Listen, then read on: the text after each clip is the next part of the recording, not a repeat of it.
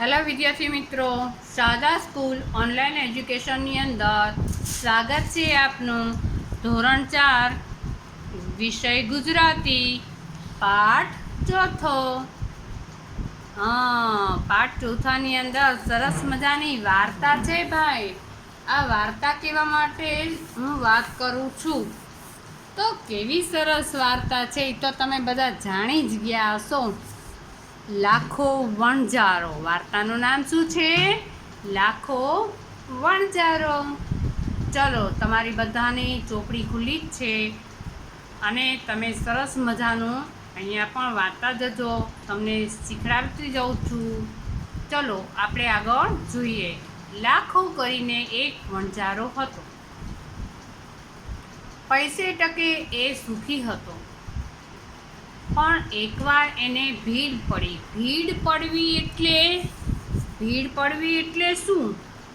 નાણાંની તંગી પડવી કહેવાય. ભીડ પડવી એટલે નાણાંની તંગી પડવી. બરોબર? ભીડ પડવી એની નીચે લીટી કરો. એ તો ગયો વાણિયાને ત્યાં. વાણિયો કહે, જોઈએ એટલા રૂપિયા લઈ જાઓ, તમારા જ છે. જોઈતી રકમ ખાતે મંડાવી લાખો ઉઠ્યો. એટલે ખાતે મંડાવવું એટલે લખાવવું. લો, રામ રામ શેઠજી, મહિનો પૂરો થતાં રકમ લઈને આવી પહોંચીશ. ત્યાં સુધી આ ડાઘિયાને તમારે ત્યાં મૂકતો જાઉં છું.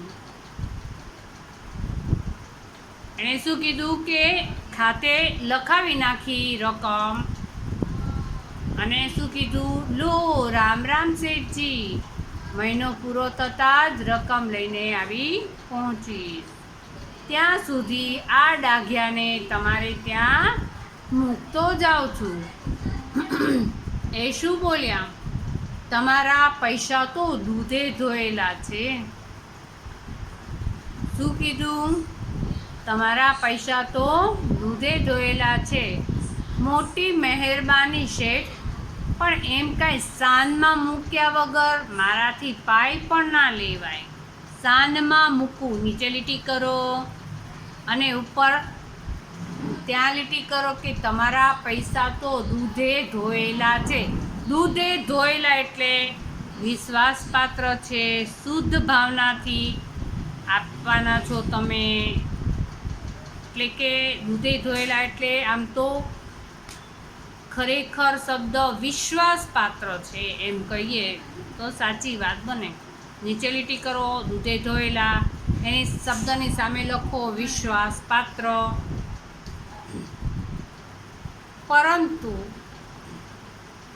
મહેરબાની શેઠ, પણ એમ કંઈ સાનમાં મૂક્યા વગર મારાથી પાય પણ ન લેવાય. સાનમાં મૂકવું એટલે ગીરવે મૂકવું. સાનમાં મૂકવું એટલે શું? ગીરવે મૂકવું. કોઈ પણ વસ્તુ લઈએ એની બદલામાં એ બીજી વસ્તુ ત્યાં મૂકવી. હવે આગળ, મોટી મહેરબાની શેઠ, પણ એમ કંઈ સાનમાં મૂક્યા વગર મારાથી પાય પણ નહીં લેવાય. લાખાએ ડાઘિયાને ડચકારી અને શેઠની પાસે રહેવા હાથ અને આંખથી ઇશારો કર્યો. પછી તો એણે તરત જ ડાઘિયા ઉપરથી આંખ વાળી લીધી. આંખ વાળી લેવી એટલે દુઃખી હૃદયે વિદાય લેવી. ડાઘિયો એને લાખાને બહુ જ પ્રિય હતો. એટલે ડાઘિયાને ત્યાં ગીરવે મૂકી, શેઠને ત્યાં ગીરવે મૂકી. લાખાએ ડાઘિયાને શેઠને ત્યાં પૈસાને બદલામાં ત્યાં ગીરવે મૂકી દીધો અને પોતે દુઃખી હૃદયે ત્યાંથી વિદાય લીધી અને રસ્તે પડ્યો. ડાઘિયો લાખાની પીઠ દેખાય ત્યાં સુધી તેના તરફ જોઈ રહ્યો. પછી તો બન્યું એવું કે શેઠને ઘેર એક રાતે ખાતર પડ્યું. ખાતર પડવું એટલે એની સામે લખો ઘરમાંથી ચોરી થવી. ખાતર પડવું એટલે ઘરમાં ચોરી થવી. બરાબર. હજારોની ચોરી થઈ ત્યારે કોર તપાસ ચાલી. ડાઘિયો બધાની જોડે જ હતો. થોડી આગળ જાય ને પાછો આવે. ડાઘિયો બધાની સાથે જ હતો, પણ એ થોડોક આગળ જતો અને પાછો, પરંતુ તેના તરફ કોઈનું ધ્યાન જાય તો ને આગળ પગેરું જ ન મળ્યું. પગેરું ન મળવું એટલે પગેરું એટલે પગના નિશાન, એ ક્યાંય મળ્યા નહીં. એટલે સૌ કંટાળી અને પાછા વળતા હતા ત્યાં ડાઘિયાએ વાણિયાનું ધોતિયું મોઢામાં પકડી અને ખેંચવા માંડ્યું. એક વાળ આગળ આવી અને ડાઘિયો ઊભો રહ્યો અને પગથી જમીન ખોતરવા માંડ્યો. ત્યાં ખોદ્યું તો ચોરાયેલો બધો જ માલ અકબંધ રીતે મળી આવ્યો. વાણિયાના હરખનો પાર ન રહ્યો. એને થયું કે આ ડાઘિયાને હવે વહેલો છૂટો કરી અને તેના ધણી ભેગો કરી દેવો જોઈએ. લાખાને જે પૈસા ધીર્યા છે તેથી અનેક ગણું ડાઘિયાએ મને બચાવી આપ્યું. અને વાણિયાએ આ બધી જ વાત ચિઠ્ઠીમાં લખી અને તે કૂતરાની કોટે બાંધી અને તેને વિદાય કર્યો. હવે આગળ અહીં એવું બન્યું કે લાખા વણજારાને પૈસાની છૂટ થઈ. એને વિચાર આવ્યો કે મહિનો પૂરો થઈ જાય છે ને, તો પૈસા આપવા જાઉં, એમાં મેં શું કર્યું, પણ મહિનામાં થોડાક દિવસો બાકી હોય અને પૂરા પૈસા દઈ આવું તો હું ખરો. એટલે પૈસા લઈને એ પણ ત્યાંથી ચાલતો નીકળ્યો હતો. અડધે રસ્તે આવ્યો ત્યાં સામેથી એને કંઈક કૂતરા જેવું આવતું દેખાય. ધારીને જોયું તો એનો વાલો ડાઘિયો જ હતો. ડાઘિયાને જોતા લાખાની આંખ ફરી ગઈ. અરે રામ, આ કૂતરાએ તો મારી પાણી જ ફેરવ્યું. શાખ ઉપર પાણી ફેરવવું એટલે શું? બોલો જોઈએ. શાખ ઉપર પાણી ફેરવવું. પાણી ફેરવવું એટલે આબરૂ કાઢવી. શાખ એટલે એનો વિશ્વાસ. જે કંઈ શાખ ઉપર એને પાણી ફેરવી દીધું એટલે કે એનો વિશ્વાસ, એની જે શાખ એટલે આબરૂ, પ્રતિષ્ઠા. પાણી ફેરવવું એટલે આબરૂ કાઢી નાખવી, એટલે કે એની પ્રતિષ્ઠા ઉપર, એના માન ઉપર, એની આબરૂ ઉપર એણે પાણી ફેરવી દીધું. એટલે કે એની આબરૂ કાઢી નાખી,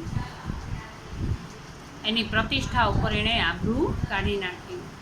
અથવા તો આપણે એમ કહી શકીએ કે એની શાખ એટલે આબરૂ અથવા તો પ્રતિષ્ઠા, એની ઉપર એણે પાણી ફેરવી નાખ્યું. હવે આગળ એ નાસી આવ્યો. હું શું મોં બતાવીશ? ડાઘિયો લાડથી પાસે આવવા જાય છે ને ત્યાં તો લાખાએ આંખ બતાવી. આંખ બતાવી જો એટલે ગુસ્સો પ્રગટ કરવો.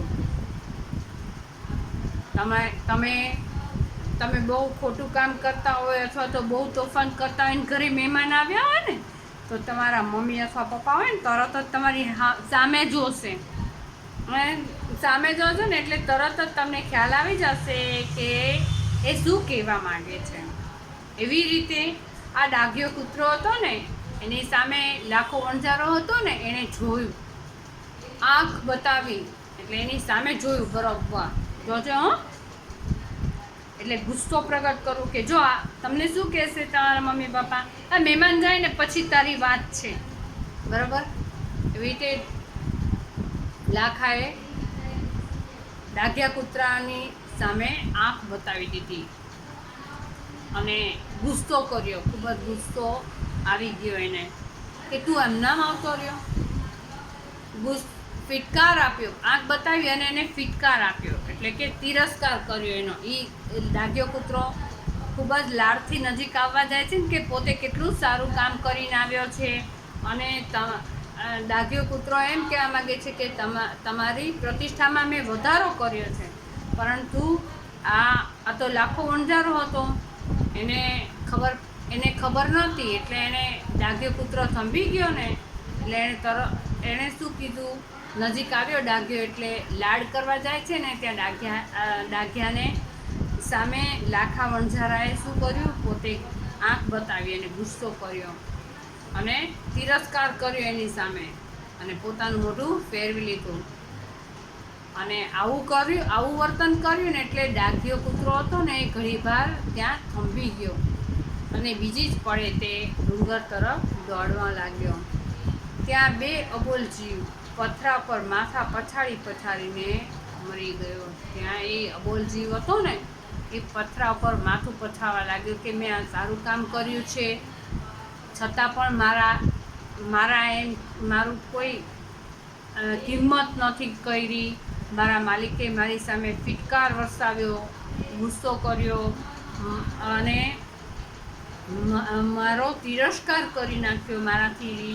એટલે ડાઘ્યો કૂતરો હતો ને એનાથી રીસાઈ ગયો અને એની સામે જોયું નહીં ને લાખા વણઝારાએ, એટલે રીસાઈ અને ત્યાં ડુંગર તરફ દોડવા લાગ્યો અને ત્યાં ડુંગર ઉપર જે પથરા હતા એની ઉપર માથું પછાડીને મરી ગયો. જ્યારે લાખો પોતાના પૈસા લીધા હતા એ પાછો આપવા ગયો ત્યારે એણે શેઠ પાસેથી કૂતરાની બધી જ વાત જાણી અને વણઝારાના પસ્તાવાનો કોઈ જ પાર રહ્યો નહીં. પસ્તાવાનો પાર ન રહ્યો એટલે પશ્ચાતાપ થયો. એને ખૂબ જ પશ્ચાતાપ થયો કે આવું વફાદાર પ્રાણી મને ક્યારેય હવે બીજું મળશે નહીં. એટલે કે એની વફાદારી ઉપર કોઈ દિવસ કોઈ પણ માણસ હોય, કોઈ પણ જીવ હોય, એની વફાદારી ઉપર ક્યારેય શંકા કરવી જોઈએ નહીં. આપણે હંમેશા સાચવીને કામ લેવું જોઈએ. એટલે શેઠની પાસેથી આ બધી વાત જાણી તો વણઝારાનો પસ્તાવાનો પાર ન રહ્યો. ભારે હૈયે લાખો પાછો વળ્યો. જ્યાં પોતાનો વિશ્વાસુ કૂતરો માથું પછાડીને મરી ગયો હતો ત્યાં એણે એક મોટું સરોવર બંધાવ્યું. આમ એ સરોવરનું નામ ડાઘાસર નામ આપ્યું. એ ઉત્તર ગુજરાતમાં રાધનપુર પાસે ત્યાં આવેલું છે. મિત્રો, કેવી સુંદર વાર્તા આપણે સાંભળી અને એની અંદરથી આવતા શબ્દો અને રૂઢિપ્રયોગો પણ આપણે લખતા ગયા, આપણી નોંધપોથીની અંદર નોંધ કરતા ગયા. કારણ કે આપણે હવે મોટા થતા જઈએ છીએ. જેમ જેમ આપણે આગળ ચાલીએ તેમ તમારે તમારી નોંધપોથીની અંદર પણ નોંધ કરતું રહેવાનું થશે. હવે ચલો મિત્રો, આપણે હવે પ્રશ્ન જવાબ ઉપર આપણે જઈએ. તો મિત્રો, હવે તમે નોંધ કરતા જજો. પ્રશ્ન પહેલો છે અને એક વાક્યમાં જ લખવાનો છે. તો પ્રશ્ન શું છે કે લાખો વાણિયા પાસે શા માટે ગયો હતો? લાખો વાણિયા પાસે શા માટે ગયો હતો? તો આપણે શું લખવાનું અંદર લખતા જાઓ કે એકવાર અચાનક ભીડ પડવાથી લાખો વાણિયા પાસે પૈસા લેવા માટે ગયો હતો. બીજો પ્રશ્ન છે લાખાએ ડાઘિયાને વાણિયાને ત્યાં શા માટે મૂક્યો? તો બીજા પ્રશ્નનો જવાબ પણ લખાવું છું કે લાખાએ વાણિયા પાસેથી પૈસા લીધા હતા અને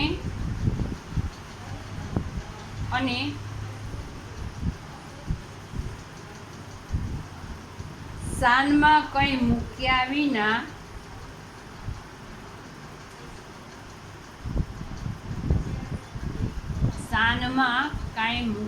વિના એટલે કે ગીરવે, સાનમાં મૂકવું એટલે ગીરવે કંઈ મૂક્યા વિના પૈસા ન લેવાય તેથી ડાઘિયાને વાણિયાને ત્યાં મૂક્યો.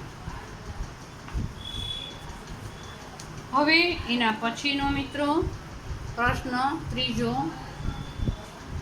ડાઘિયાએ વાણિયાને પોતાની સાથે લેવા શું કર્યું? ડાઘિયાએ વાણિયાને પોતાની સાથે લેવા શું કર્યું? શું કર્યું હતું ડાઘિયાએ?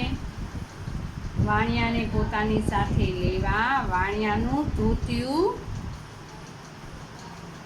મોઢામાં પકડી ખેંચવા માંડ્યું. હવે એના પછીનો પ્રશ્ન, શેઠે ડાઘિયાની કોટે શું બાંધ્યું? તો શેઠે ડાઘિયાની કોટે શું બાંધ્યું હતું? શું બાંધ્યું હતું બોલો? એક ચિઠ્ઠી બાંધી હતી, જેમાં લાખાને જે પૈસા ધીર્યા હતા તેથી અનેક ગણું ડાઘિયાએ બચાવ્યું છે તેવી વાત લખેલી હતી. ફરીથી બોલું, શેઠે ડાઘિયાની કોટે એક ચિઠ્ઠી બાંધી હતી, જેમાં લાખાને જે પૈસા ધીર્યા હતા તેથી અનેક ગણું ડાઘિયાએ બચાવ્યું હતું તેવી વાત લખી હતી. હવે મિત્રો આગળ, ડાઘિયો ઘડીભર કેમ થંભી ગયો? ડાઘિયો થોડીક વાર ઊભો રહી ગયો ને. કેમ ઊભો રહી ગયો તો?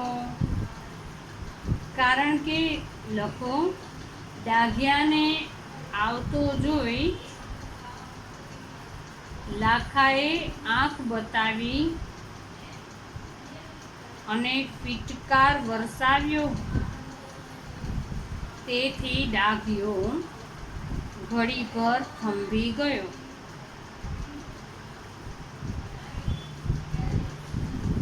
હવે છેલ્લો પ્રશ્ન તો તમને બધાને આપણી આ વાર્તાની છેલ્લી લીટીમાં આવેલો જ છે કે ડાઘાસર ક્યાં આવેલું છે? તો ડાઘાસર ઉત્તર ગુજરાતમાં રાધનપુર પાસે આવેલું છે. મિત્રો, આટલા પ્રશ્નો તમારી નોંધ પોથીની અંદર નોંધ કરી લીધી. ન કરી હોય તો વ્યવસ્થિત નોંધ સારા અક્ષરે કરતા રહો. હવે આગળ નીચેના પ્રશ્નના ઉત્તર લખવાના છે. તો પ્રશ્ન પહેલો તમે તમારી નોંધ પોથીની અંદર લખો કે રકમ ખાતે મંડાવી લાખાએ વાણિયાને શું કહ્યું? તો એની અંદર જવાબ લખો, રકમ ખાતે મંડાવી લાખાએ વાણિયાને કહ્યું, શેઠજી, મહિનો પૂરો થતાં રકમ લઈને આવી પહોંચીશ. ત્યાં સુધી ડાઘિયાને તમારે ત્યાં ગીરવે મૂકતો જાઉં છું. પ્રશ્ન બીજો, ખોવાયેલું ધન કોણે પાછું અપાવ્યું અને શી રીતે? તો એની અંદર લખો, ખોવાયેલું ધન ડાઘિયાએ પાછું અપાવ્યું.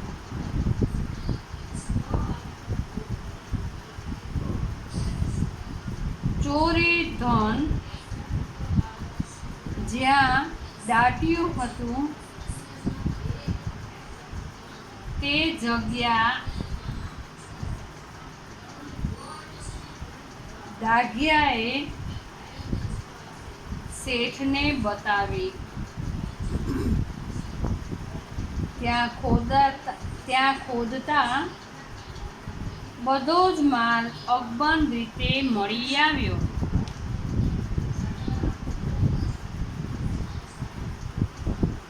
હવે આગળ, વાણિયાએ ડાઘિયાને વહેલો છૂટો કરવા શા માટે વિચાર્યું?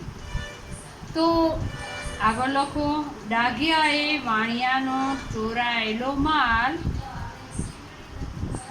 પાછો મેળવી આપતા વાણિયાના હરખનો પાર ન રહ્યો. તેથી વાણિયાએ ડાઘિયાને વહેલો છૂટો કરવા માટે વિચાર્યું. હવે આગળ, પૈસા ચૂકવવા નીકળેલા લાખાએ શું જોયું?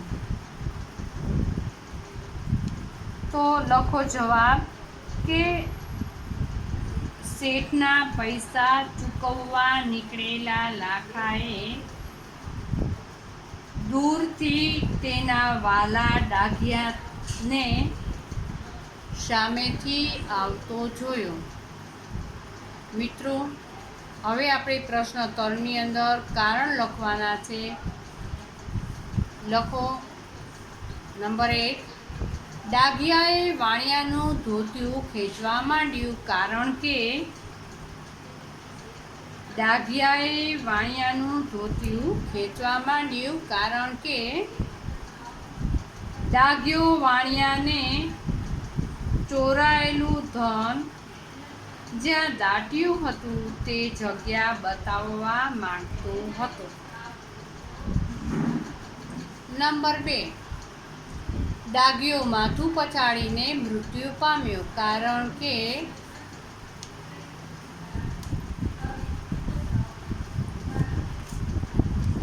લાખાએ ગુસ્સામાં આવી તેનાથી મોં ફેરવી લીધું હતું, તેથી તે ખૂબ જ દુઃખી થઈ ગયો હતો. મિત્રો, પ્રશ્ન 3, લાખાએ એક સરોવર બંધાવ્યું કારણ કે તેના વિશ્વાસુ પુત્રના મોતથી તે ખૂબ જ દુઃખી હતો અને તેને ખૂબ જ પસ્તાવો થયો હતો. તેથી લાખો તેની યાદ કાયમ રહે તેવી ઈચ્છા રાખતો હતો.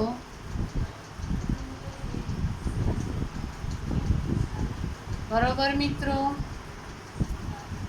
હવે આપણે નીચે શબ્દોના સમાનાર્થી શબ્દો લખવાના છે.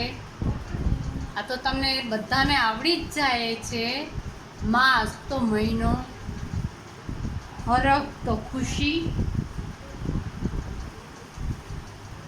પ્રિય તો વહાલું. સમાનાર્થી શબ્દ એટલે જે શબ્દ છે એના જેવો જ બીજો શબ્દ હોવો જોઈએ.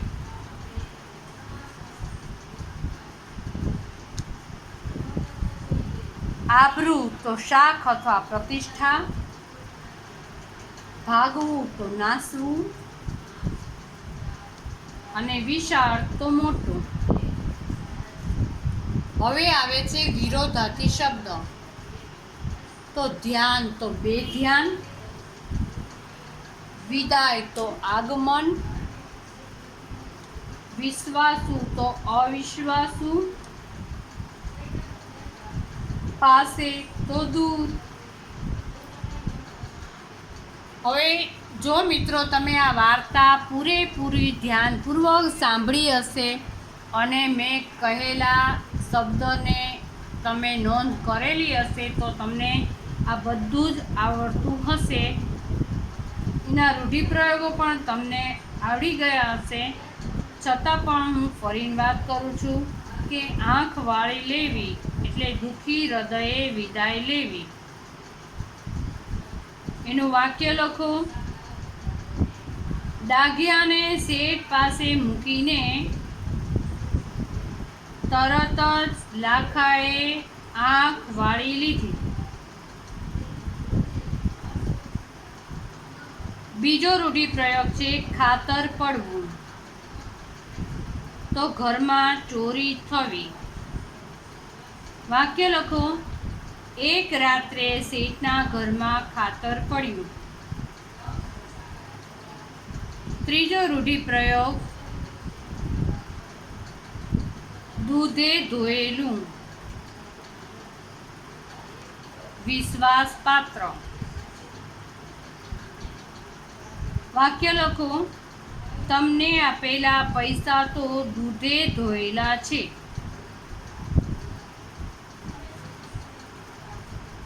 એના પછી ચોથો રૂઢિપ્રયોગ પાણી ફેરવવું એટલે કે આબરૂ કાઢવી.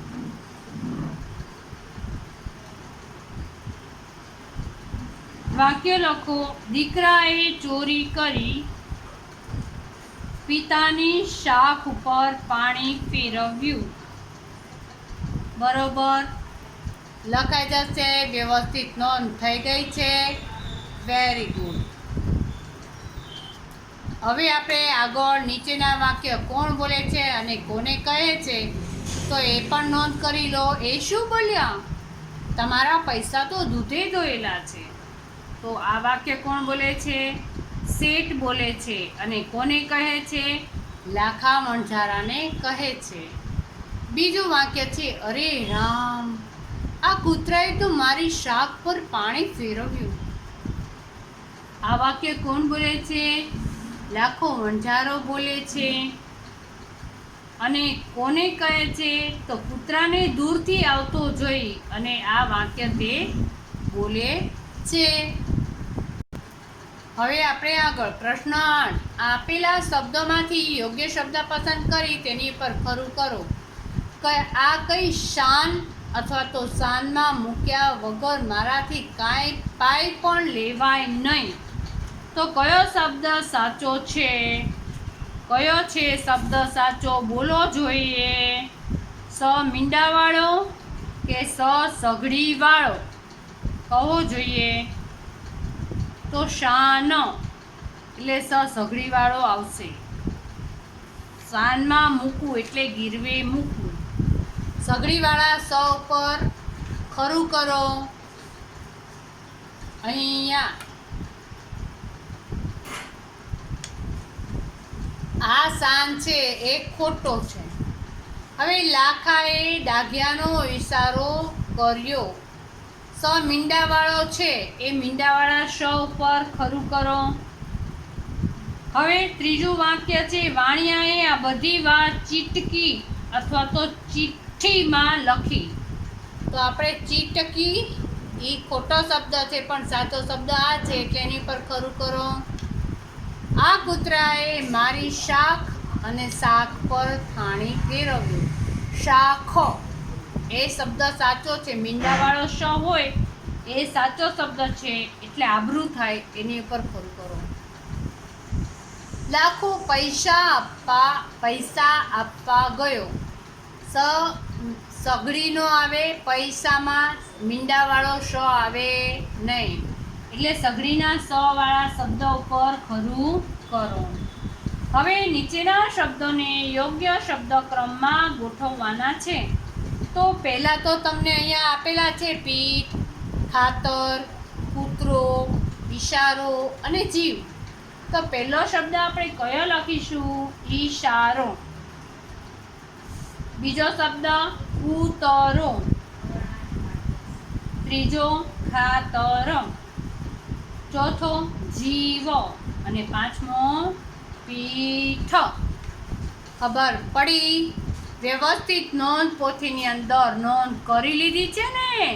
હવે પણ પ્રશ્નના જવાબ બધી વસ્તુ જે કાંઈ નોંધ કરાવી છે એ તમારે પાકું કરતું રહેવાનું છે અને તમારે સતત પાકું કરી અને યાદ પણ રાખતું રહેવું પડશે. વાર્તા તો સરસ મજાની તમને યાદ રહી જ જાય તેવી છે પણ આ પ્રશ્નના જવાબ પણ તમારે વ્યવસ્થિત યાદ રાખી લેવાના છે. મિત્રો, આપણે પરીક્ષા આવે તો એ પહેલાં આપણને આ બધી વસ્તુ યાદ રાખજો.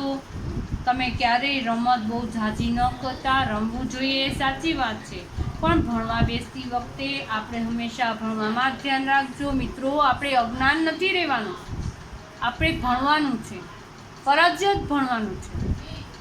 જો તમે ભણશો નહીં તો તમને કાંઈ આવડશે નહીં અને તમને કાંઈ નહીં આવડે તો તમને લખતા વાંચતા નહીં આવડે અને લખતા વાંચતા નહીં આવડે તો તમને નોકરી કેવી રીતે મળશે? મિત્રો, એટલે આપણે હંમેશા ભલે કોઈ ગમે તે કહે, આપણે ભણવાનું છે ને ભણવાનું છે. આપણે મોટા થઈ સારી નોકરી પણ મેળવવાની છે. તો આપણે અભણ ન રહેવું હોય, અંગૂઠા છાપ ન રહેવું હોય, ભણવું હોય, આગળ નીકળવું હોય તો તમે વાંચવાનું ક્યારેય મૂકતા નહીં. મિત્રો, ગમે કોઈ પણ વાર્તા આવે, છાપવું હોય, કોઈ પણ પુસ્તક હોય, હંમેશા વાંચતા રહો અને બીજાને પણ તમારા જ્ઞાનનો લાભ આપો. નાના ભાઈ બહેન હોય તો એ લોકોને પણ શીખડાવો અને તમારું પણ પાકું કરતા રહો. આવજો મિત્રો. બરાબર ને મિત્રો? ખાસ યાદ રાખજો, છેલ્લે આપણે લાખ વણઝારો એ પાઠના બધા જ નોંધ આપણે કરેલી છે. સરસ અક્ષરે કરેલી છે. યાદ રાખજો. આવજો.